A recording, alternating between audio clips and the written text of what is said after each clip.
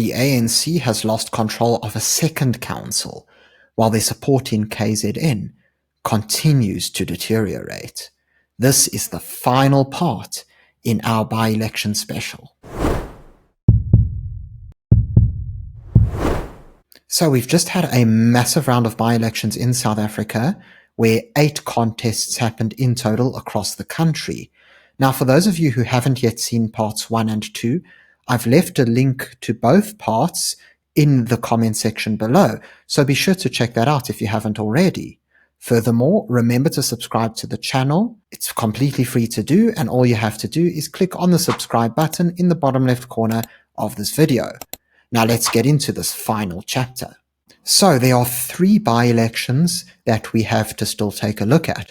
2 of them were in the Northern Cape and 1 in KZN.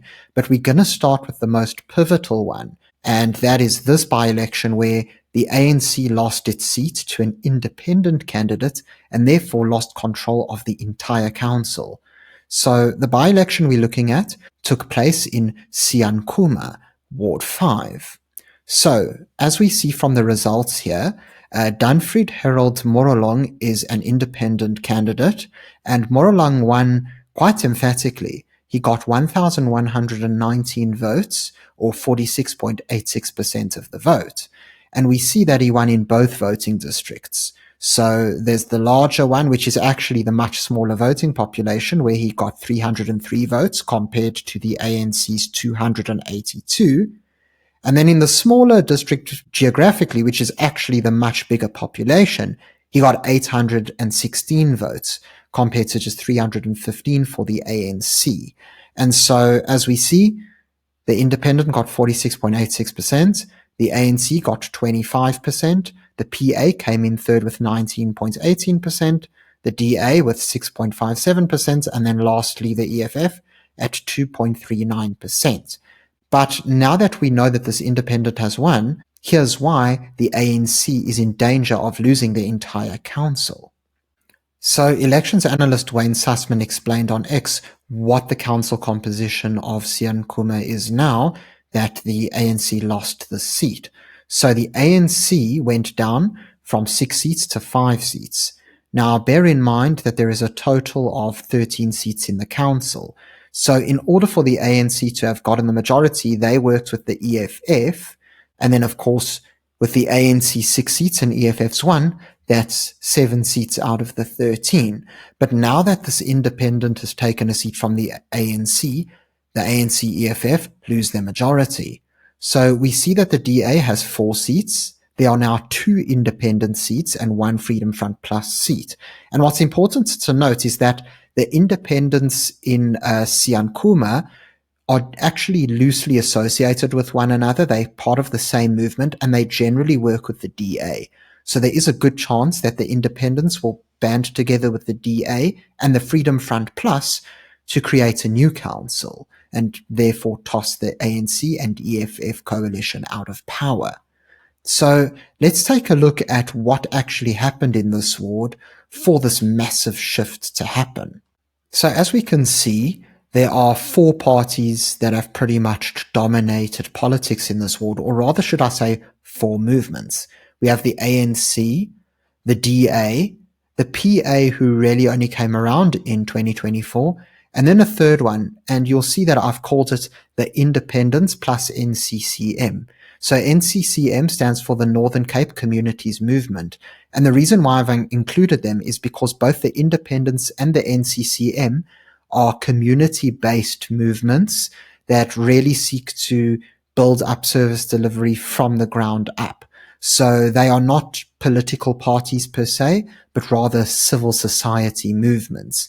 And what we can see with them is that they didn't exist in any of the 2016 or 2019 elections, but in 2021, an independent who worked with the DA and is associated with other independents ran in this ward.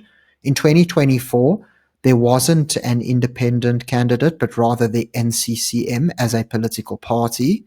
And then in 2025's by-election, we see that the NCCM did not compete, and rather an individual independent competed. And again, it's that independent that falls under the umbrella with other independents. And that's why I've categorized them as one specific party.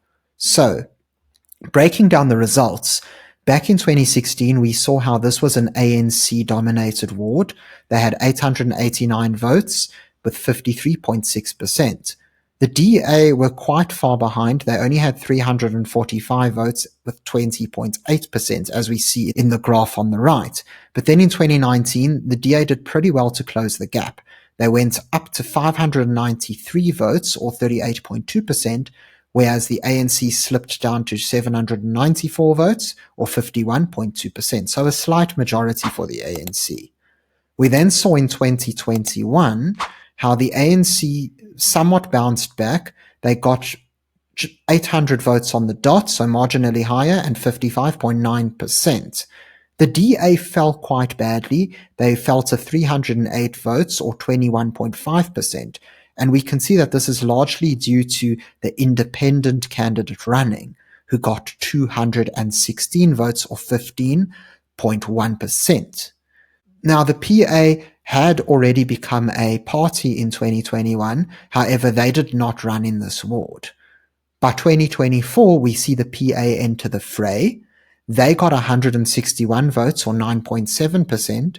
The NCCM got a respectable 238 votes, so an improvement on the independent candidate the last time, but it was a little bit of a lower percentage at 14.3%. And we saw that the DA were pretty much in the same place. They got more votes, but a lower percentage. So 347 votes at 20.9%. And then the ANC retained their lead over here with 703 votes, or 42.3%. Suddenly, in this by-election, the independent really gained momentum, winning in all voting districts, really seeming to mobilize the population. And we saw this with 1,119 votes, which is the most of any party here in any election. So a very impressive performance. And for that reason, Morolong got 46.86% of the vote. We then saw the ANC come runner-up, as we mentioned, and the PA did pretty well, getting 458 votes. It's the most they've ever gotten here. A massive improvement, more than doubling their 2024 result. And then the DA slipped to their lowest ever result here of 157 votes, or 6.5%. So ultimately, it was a very disappointing outcome for the DA, very devastating for the ANC as well.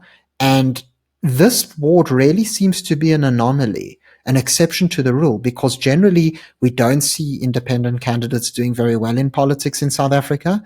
And so here, this seems to be a real testing ground where we do see independent candidates outperforming parties. And so it will be very interesting to see how this independent candidate works with the others in order to deliver services to the local community. And perhaps this will be a new era in South African politics.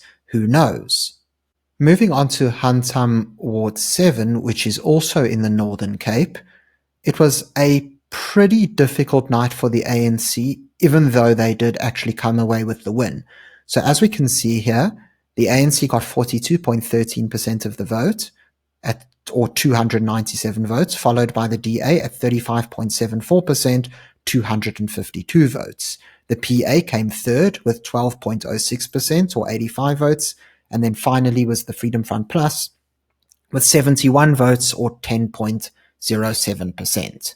So, if we break it down by voting district, we see that the Freedom Front Plus did very well to win these central districts. But what's important to note is that they're very rural areas with low populations.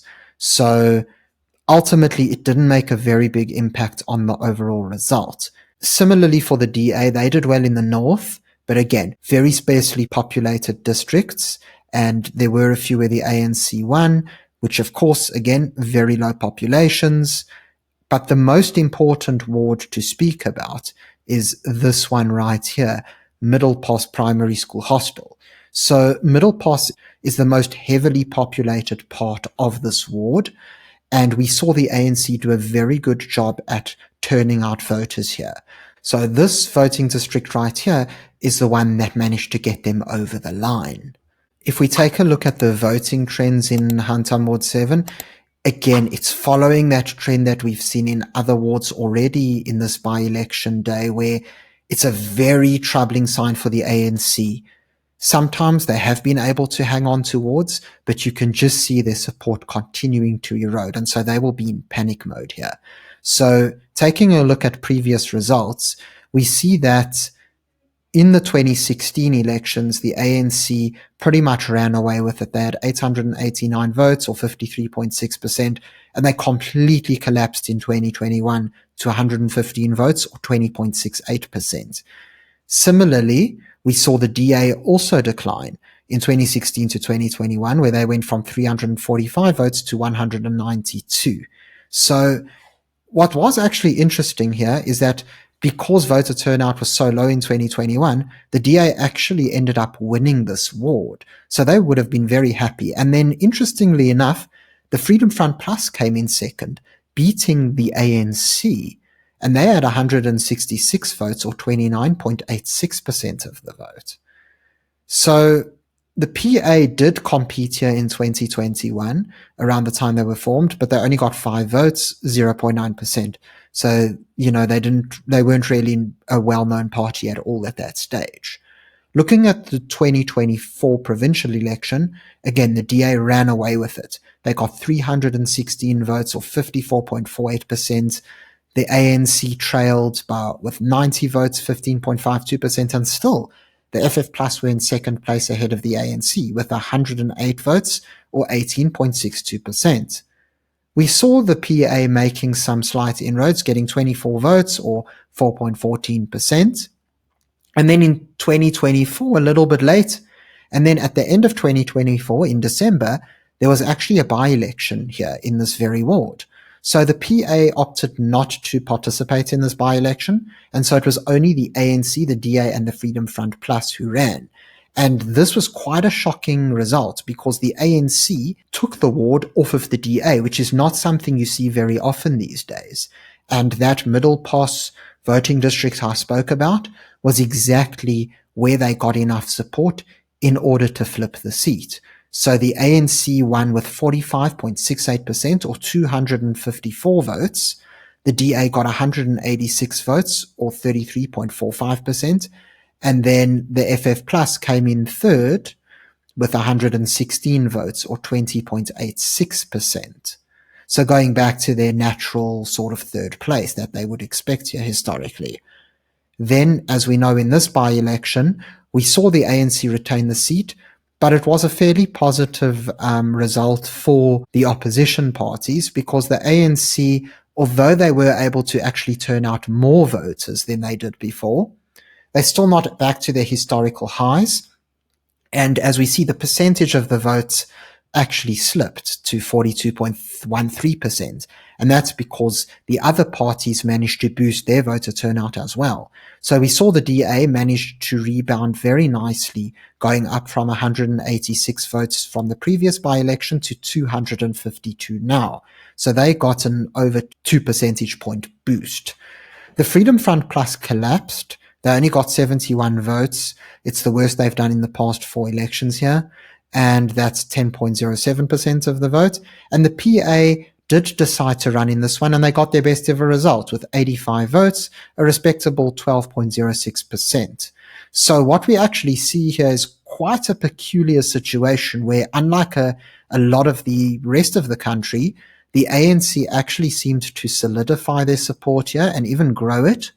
But it does seem that there is a possibility that the other parties, such as the DA, the PA, and the FF Plus, could perhaps challenge for the ward seat in the not-too-distant future. Now, I do need to dispel something that's been going around on social media. So a lot of DA supporters and even DA councillors have been saying that it's wrong of certain people to vote for smaller parties rather than the DA. Because if, let's say, the Freedom Front Plus or the PA supporters voted for the DA, they would have won. But I think that this is categorically false, because if we actually do the maths here, in the 2024 provincial election, we saw the DA get its best ever result. We saw the DA win over here, and they got 316 votes, much higher than what they had here. But we also saw how the Freedom Front Plus did better with 108 votes as opposed to 71. The PA was a bit lower. But if we do the maths and we add up the votes they got, so 316 plus 108 plus 24 equals 448 votes, all right? Keep that number in mind. If we add up the DA, the PA, and the FF Plus's votes this time, it's 252 plus 85 plus 71, which is 408 votes. So it's actually fewer votes. So this shows you that even though the FF Plus were a lot stronger and the PA didn't do too badly, the DA on their own performed much better in the 2024 provincial election than they did in this by-election. And so it's wrong for the DA to go and say that other parties' voters should have voted for them instead. This result should be blamed on the DA. The DA did poorly. They need to owe up to their mistakes and acknowledge that if they want to perform better, they need to campaign better. They need to mobilize their voters, because clearly what happened here is that you actually could have had voters go from the DA to the ANC. Remember, in the 2024 general election, the ANC only got 90 votes here. This time they got 297. So DA, stop blaming small parties for your failures, because in this specific regard, it's not the case. Finally, we're going to move to our final by-election of what was a very long round of by-elections, which was in KZN. Okay, so this by-election took place in Ward 17 in Matonzi, and only 3 parties competed. So it was the MK party, the ANC, and the IFP. Now, I'm not actually going to do an analysis like I do with the other wards, and the reason why I'm saying that is because there's really not much to analyze here. So in the interest of not wasting your time, I'm going to give you a short summary. So this has always been an ANC-dominated ward for the longest time. They've always had a super majority here, so over 2/3 majority. And in 2024, that changed when the MK party rolled into town. Now, as we saw in the 2024 general election, the MK party swept a lot of the Zulu vote, especially in KZN, where they got over 45% of the vote. And so in this specific ward, they actually won 71% in 2024. The ANC came in at distant 13%, and the IFP came third with just 11%.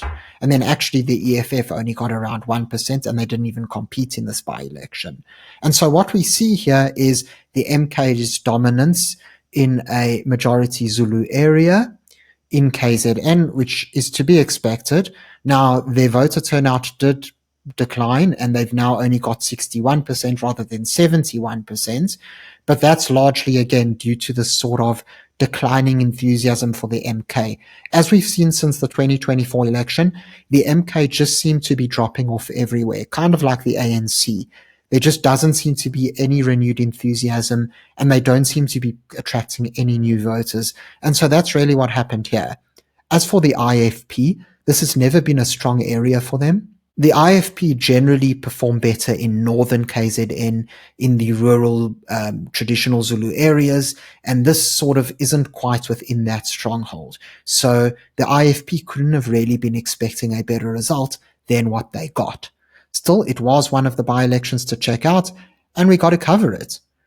Overall, this was an incredibly interesting round of by-elections. We saw the ANC in absolute crisis, pretty much losing support everywhere, even in places where they were able to retain seats. And we even saw them lose control of 2 entire councils, thanks to these pivotal results. We also saw some very positive gains for the DA, who really seem to be resonating much better with black voters than they did in the past, as well as for the PA, who seem to be gaining, especially in places like the Northern and Western Cape. Finally, we saw how Gauteng seems to be a pretty happy hunting ground for the DA, and Helen Zille really got her election campaign off to a dream start, routing the ANC in none other than Cyril Ramaphosa's home ward. And so overall, this sets up a very interesting groundwork for the upcoming municipal elections. Thank you very much for tuning into this video. If you enjoyed it, please remember to subscribe to the channel for more content. Until next time, I'm Matthew Cohen, and this is the Power Pod.